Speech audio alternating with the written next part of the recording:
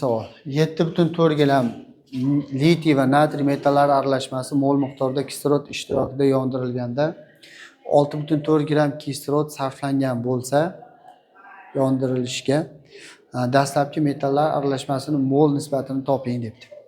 Demak, dastlab ikki xil metal bo'lgan aralashmada litiy va natriy metallari bo'lgan, natriy. Umumiy shu ikkitasi birgalikda 7,4 gram bo'lgan metallar. Mol miqdorda kislorodda yondirilsa, litiy kislorod bilan reaksiyasida litiy oksidi hosil qiladi. Ishqor metallar ichida faqat litiy oksid hosil qilish xususiyatiga ega litiy 2O degan oksid hosil bo'ladi. Tenglashtirilsa, bu yerga 2 qo'yiladi, litiyga 4 qo'yiladi.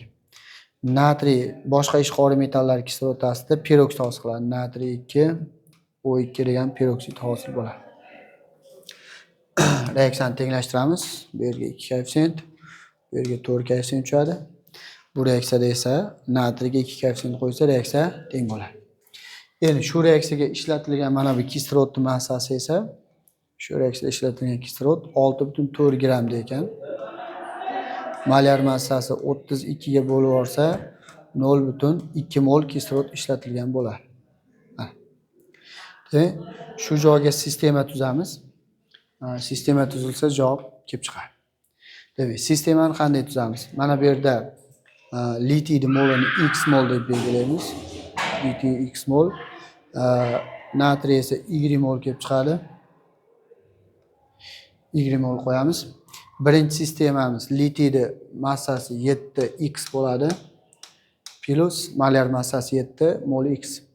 Natriyni massasi 23y bo'ladi. Teng ikkitasini massasini yig'indisi 7,4 gram. 7,4 gram. Birinchi sistema.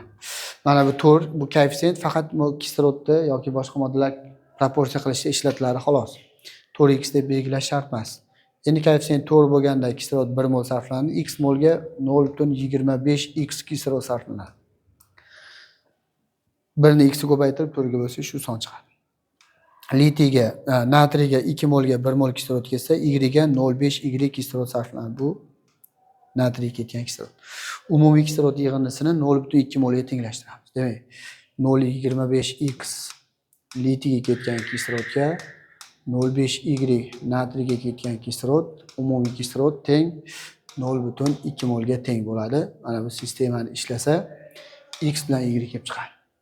Demak, mana bu 7x past ham 7x bo'lish uchun ko'paytirish kerak. Buni 4 marta katta songa, ya'ni 28 ga ko'paytirsa, pastdagi tenglamani hamma hadini. Shunda 0,25 dan 28 ko'paysa 7x bo'ladi. Tepadan pastga ayrilsa xlar qisqarib ketadi. 0,5 ko'paytirsa 28 14 bo'ladi. 23 dan 14 da ayirsa 9y qoladi. 28 0 ga ko'paysa 5,6 bo'ladi. 7,4 dan 5,6 dan ayirsa 1,8 qoladi. Shunda y barobar 0,2 mol kelib chiqadi. Bu y deb belgiladik, biz natriyni molini belgiladik.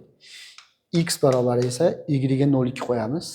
0,2 ni yarmi 0,1, 0,2 dan 0,1 bu yoqqa minus bo'lsa 0,1 qoladi. 0,1 dan 0,25 ga bo'lsa x barobar 0,4 mol kelib chiqadi. Bu litiyni mol kelib chiqdi. Endi dastlabki aralashmada metallarning mol nisbatini topilgan. Litiy 0,4 mol kelib chiqdi, natriy 0,2 mol kelib chiqdi.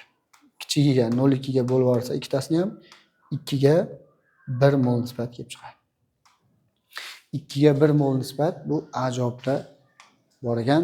Demak, to'g'ri javob A javob kelib chiqadi.